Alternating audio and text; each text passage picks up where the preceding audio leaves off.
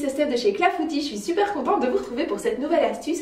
Alors aujourd'hui on repart vers une astuce hyper débutant, c'est-à-dire comment trouver le droit fil sur un tissu, si vous avez de la lisière ou si vous ne l'avez pas. Je vous montre ça en image. Je vous montre d'abord sur un petit coton tout simple, donc ça c'est une petite cotonnade, voilà. Alors, le droit fil, c'est en fait la droite qui est parallèle à la lisière. Alors, que veut dire lisière? En fait, la lisière, c'est le bord du tissu. Donc, non pas le bord qu'on a coupé au magasin pour vous donner le métrage que vous vouliez, mais le bord qui est présent tout au long de la bobine de tissu. Et donc, en fait, en magasin, le tissu va être présenté comme ça. Hop, la plupart du temps, c'est plié en deux. Vous avez plus ou moins 70 ou 70, ça dépend d'où vous êtes, centimètres de large pour une laisse de 140, donc parce qu'on est à x2. Et donc d'un côté, c'est présenté plié, et de l'autre côté, c'est présenté avec des bords qui sont souvent un petit peu différents du tissu. Donc par exemple, ici, j'ai, je ne sais pas si vous le voyez, mais j'ai des petits points. D'accord, il y a des petits trous. Donc voilà, il y a d'autres fois où je vais vous en montrer des lisières qui sont colorées par exemple. Ou bien il y a la marque, ou bien justement elle est blanche, ou bien elle est un petit peu plus rigide. Ça va être parfois pour les jerseys, on va voir que c'est comme s'il y avait une sorte de produit dessus qui rigidifie en tout cas le tissu. D'accord? Donc ça c'est la lisière. On ne peut pas comprendre le droit fil sans comprendre la lisière. Et donc le droit fil, je répète, c'est, hop, voilà. C'est la droite qui est parallèle, donc ici par exemple, ça c'est mon droit fil, qui est parallèle. C'est extrêmement important de positionner le patron que vous avez par rapport au droit fil. Donc le droit fil est toujours indiqué sur chacune des pièces parce que sinon en fait le vêtement va se déformer. Donc ici, j'ai un tissu chez Netram donc, qui est non extensible.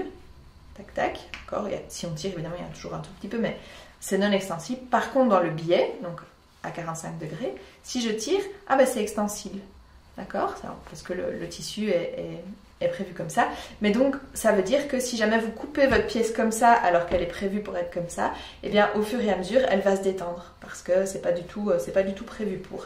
C'est encore pire pour les vêtements. Donc on coupe toujours ces pièces dans le droit fil. Donc ça c'est pour le coton tout simple. Alors parfois on n'a pas la lisière.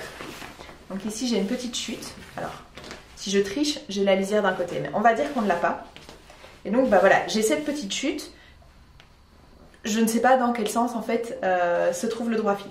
La première chose que vous allez faire, évidemment, c'est regarder s'il y a des motifs. S'il y a des motifs, ça va forcément vous aider. Donc ici, je vois bien que mes motifs vont tous dans ce sens-là. Bah, mon droit fil, il est forcément dans ce sens-là aussi. D'accord ? Vous pouvez aussi voir comment s'enlèvent les fils. Donc, par exemple, ici, si je tire, je vais faire une petite incision. Hop, voilà. Je tire. Ah, donc là, je vois que mes fils sont tissés dans ce sens-là. D'accord? Ici, avec les fleurs, c'est très clair, mais si j'étais sur de l'uni, ça le serait beaucoup moins. Et donc, mon droit fil va soit dans ce sens-là, soit dans ce sens-là. D'accord? Si c'est de l'uni sur un coton comme ça, il y a pas, on s'en fiche en fait, parce qu'on est sur quelque chose de symétrique, donc votre droit fil peut aller dans les deux sens. Mais de manière générale, on aime bien avoir le droit fil parallèlement à la lisière. Et donc, le coton a la particularité de se déchirer dans le droit fil. Et donc d'ailleurs ici, on voit qu'au magasin, ça n'a pas été découpé, mais déchiré comme ça, ils sont sûrs de couper bien droit. Voilà, ça c'est pour quand on ne sait pas trop où est la lisière. Je vous montre un troisième qui est hyper simple, avec une lisière, voilà, qu'on voit très bien. Donc ça c'est la lisière du tissu. Hop, voilà. Et là, bah, on ne peut pas rater la lisière. D'accord, on n'a pas ça en plein milieu du bazar. Donc très facile à trouver le droit fil, de toute façon c'est ligné, donc c'est encore plus simple. Vous avez ici le velours, et là il faut faire attention. Celui-ci, j'ai toujours la lisière. Donc voilà, ici j'ai une petite lisière toute douce comme ça. Donc mon droit fil, bah, il suit les côtes du velours. Il y a des velours qui sont présentés dans l'autre sens. D'accord? Vous pouvez aussi très bien, ici je suis sur du non extensible. Ouais, un tout petit peu dans ce sens-là et pas du tout dans ce sens-là. Je peux quand même très bien décider de couper mes pièces dans ce sens-là, d'accord? Parce qu'on n'est quand même pas extensible des deux côtés. Donc voilà, ça dépend aussi de l'aspect visuel que vous voulez. Mais je ne vais jamais couper ma pièce dans le biais, d'accord? Sauf si c'est vraiment une pièce qui est prévue dans le biais. Mais dans le biais, hop, on est beaucoup trop extensible, d'accord? Donc ça va se déformer si le patron n'est pas prévu pour. Dernier exemple en chaîne et trame. Ça c'est un sergé, d'accord? Un sergé de viscose, non de tencel.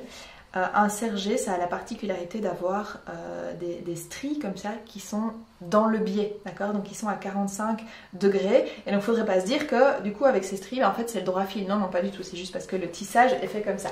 Et donc il faut vraiment faire attention.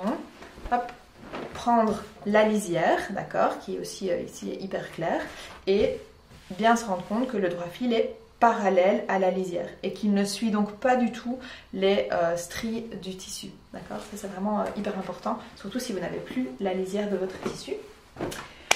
Maintenant sur le jersey, qui nous intéresse quand même la plupart du temps, en tout cas chez Clafoutis, le système est complètement différent parce qu'on n'est pas sur du tissu tissé, d'ailleurs ça s'appelle techniquement pas du tissu, c'est de la maille, on est sur un tissu tricoté, d'accord? Donc c'est juste un tout autre processus qui lui donne son élasticité.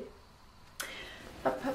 Et donc en fait le principe est quand même toujours le même au niveau de la lisière. Donc vous voyez, je vous parlais d'une lisière un petit peu rigidifiée, donc ici on dirait qu'il y a du produit à certains endroits sur la lisière, pourtant il a été lavé, d'accord? Donc on ne va jamais coudre cette lisière, on l'enlève, voilà. Et donc mon droit fil se situe ici. Si jamais je n'avais pas la lisière, et bien pour le jersey c'est très simple, on le voit à l'œil nu. Je ne sais pas ce que vous allez voir à la caméra, mais si vous étirez un tout petit peu, vous voyez qu'il y a des stries en fait, d'accord, qui vont ici dans ce sens-là. Je vais peut-être vous montrer celui-là. Ça c'est un French Terry, donc il est un tout petit peu plus épais. J'espère qu'on verra mieux les stries, voilà. Donc ici, si je tire un petit peu, je vois que c'est strié. Eh bien, c'est strié dans le sens du droit fil, d'accord? Donc là, même avec une chute, je sais retrouver mon droit fil très très facilement grâce aux stries. Et voilà, on se retrouve la semaine prochaine pour une nouvelle astuce. Abonnez-vous à la page pour ne rien rater. Je vous souhaite une très très bonne journée, à très bientôt. Au revoir.